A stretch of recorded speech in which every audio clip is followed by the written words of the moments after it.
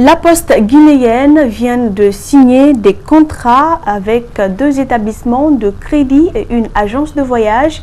Cette démarche vise à relancer et renforcer ses activités récemment tournées vers le numérique à travers sa nouvelle plateforme Isili. D'après les démonstrations effectuées sur cet outil informatique, la Poste guinéenne sera via cette plateforme un intermédiaire fiable entre les professionnels du commerce et les clients afin de sécuriser leurs biens. Abdraman Ba et Amara Alexila.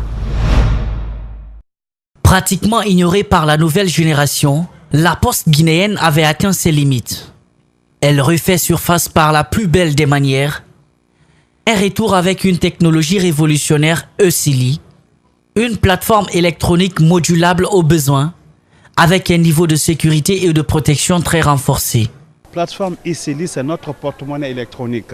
Désormais, de chez vous, dans vos bureaux, même en voiture, vous pouvez vous connecter. C'est téléchargeable sur le Play Store. Il y a de la responsabilité du directeur général de la Poste qui suit de diversifier les produits et services, de sorte qu'on aille au-delà des produits traditionnels de la Poste, notamment le courrier, les courriers, les boîtes postales.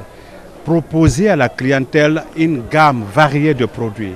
Vous avez dû assister aujourd'hui à la présentation de ces produits. Ça parle du voyage, ça parle du transit, ça parle du flash cash. Si le service de la Poste était très limité, ce nouveau programme va lui permettre de diversifier ses services en servant d'intermédiaire entre tous les établissements de commerce et leurs clients. Nous parlons aujourd'hui au niveau de la Poste d'une plateforme de vente en ligne, le e-commerce, qu'on appelle postmarketing.com, afin que les gens de leur bureau à domicile puissent se connecter sur la plateforme de vente en ligne de la Poste, font leur achat et la Poste s'occupe d'effectuer les derniers kilomètres en allant livrer la marchandise commandée au destinataire final. Convaincus de l'avenir prometteur qu'elle affiche, 2 établissements de crédit et une agence de voyage ont déjà misé sur la plateforme Isili de la Poste guinéenne en lui associant à leur service. Nous savons que le service de la Poste est l'un des services qui a le plus grand nombre d'implantations dans le pays. Donc l'idée c'est de mettre la synergie Afriland First Bank et la Poste afin véritablement de développer le réseau qui va permettre de vendre nos différents produits financiers, les flash cards, les francs transferts. Nous venons de signer avec la Poste en fait un contrat de performance. Contrat de performance dans la mesure où nous offrons des services qui contribuent à la modernisation des services de la Poste. Pour mener à bien ce challenge, la Poste guinéenne a prévu de renforcer son équipe à travers des formations qui seront tenues dans cette salle qui vient d'être inaugurée. Des émissaires de la Banque islamique de développement sont en Guinée pour un séjour de travail. La revue des recommandations de 2018, des perspectives pour 2019 et les années à venir sont au menu des discussions. Les cadres des différents départements ministériels sectoriels ont participé aux discussions. Mamadou Sadio Baldé Aliouba. Il ne sert à rien de taper à la porte des banques si le demandeur n'est pas en mesure de remplir les conditions pour le décaissement. Tout au moins, vaut mieux chercher à exécuter les projets approuvés afin que les populations sentent le changement dans leur quotidien. Accélérer la cadence de décaissement. Parce que la population qui sont derrière, qui attendent les financements, les millions là ne les intéressent pas. Ce qui les intéresse, c'est d'avoir les travaux réalisés concrètement sur le terrain. Une route se finance avec beaucoup de millions, mais si ça reste dans les comptes de la BID, cela n'a pas de sens. Il faudra qu'on puisse arriver à décaisser. Celui qui décaisse de l'argent, ça veut dire que les travaux sont en cours d'être réalisés. Souvent, la Guinée se retrouve dans des difficultés pour le décaissement. Les cadres du département du plan devraient parfois laisser la méthode classique de côté et opter pour la présence physique, surtout que Dakar est à 1 heure de vol de Conakry. Maintenant, avec le changement, les réformes au niveau de la BID, nous regardons beaucoup plus près tout projet qui nous est proposé. Si cela ne remplit pas les critères de qualité à l'entrée, il sera rejeté. Le ministère du Plan sera plus regardant dans la sélection des projets pour éviter de perpétuer les rejets. Désormais, les projets seront filtrés avant une soumission à la Banque islamique de développement. Nous allons revoir tous les défauts qui relèvent de notre compétence, notamment la lourdeur administrative. On va combattre cette lourdeur, on va renforcer, pour éviter d'être rejeté, on va renforcer la sélection des projets pour que la banque de projets qui va être communiquée aux partenaires soit une banque fiable. La BID est très présente en Guinée. En 3 ans, le budget a triplé, passant de 200 à près de 700 millions de dollars. La banque est dans plusieurs secteurs de développement en Guinée, c'est notamment l'éducation et de la santé.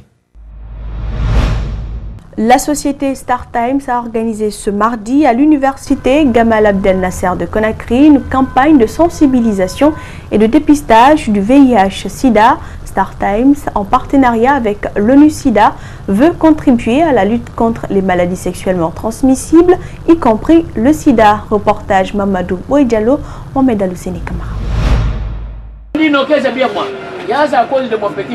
C'est par ce sketch devant des étudiants qu'a débuté cette campagne de sensibilisation et de dépistage du VIH-Sida.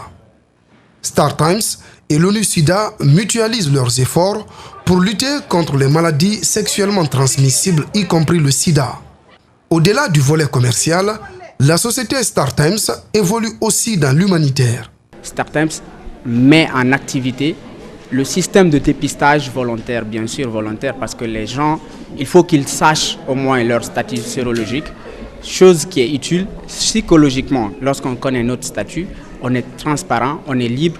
Selon cette responsable de l'ONU-SIDA, le partenariat avec StarTimes produit déjà des résultats sur le terrain. Nous sommes tout le temps avec StarTimes pour passer le message vers les jeunes, partout dans les universités, dans les marchés, pour que nous puissions tous combattre ensemble contre le VIH-Sida.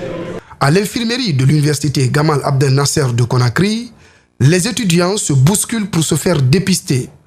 Pour eux, connaître son statut sérologique est un moyen de vivre dans la sécurité. Ça fait du bien quand même de se faire dépister, vu déjà tout notre cadre de vie. J'ai jugé nécessaire de venir de faire le test de dépistage pour connaître mon statut une fois de plus, pour pouvoir savoir où j'en suis.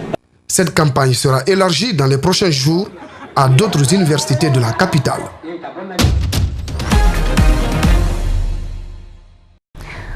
En interactualité, de la cantine de quartier au bistrot branché, des chefs parisiens font un pas de plus vers l'écologie et le bien manger.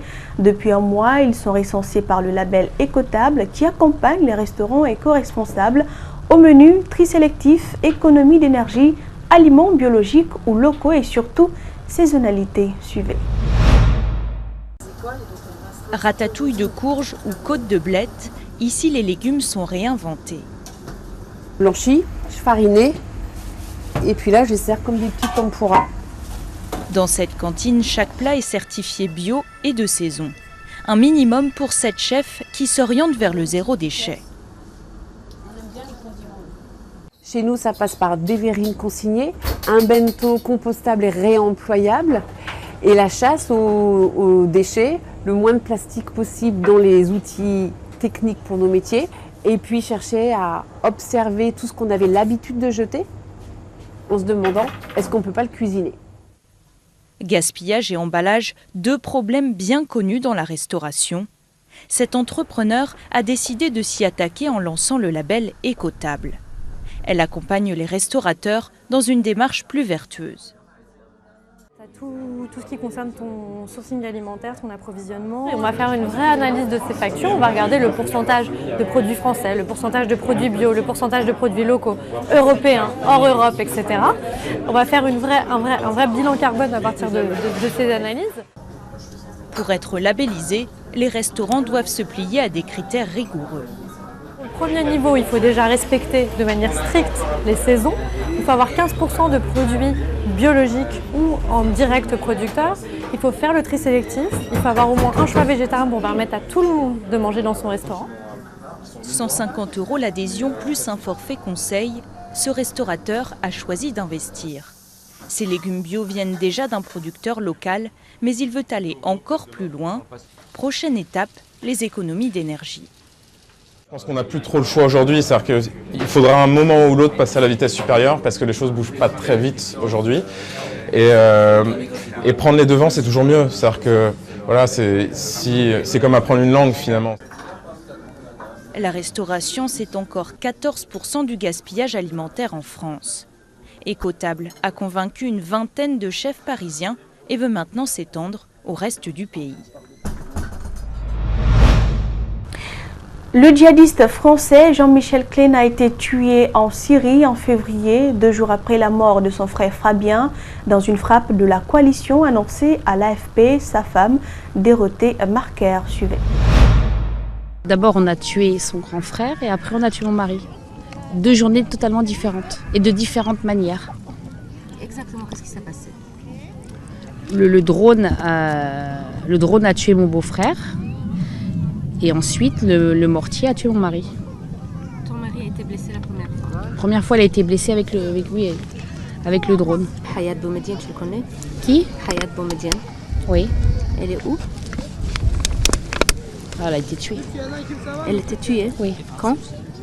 Je ne sais pas, mais je sais que tout le monde a été tué. Après, on ne peut pas vous dire les conditions, les heures, c'était quand, mais vu que tout s'est précipité là ces derniers jours, tout s'est enchaîné. Oui, elle a bien été tuée en tout cas. C'est un élément qui met fin à cette édition d'information. Merci à vous de l'avoir suivi. Restez avec nous, les programmes continuent sur Espace TV.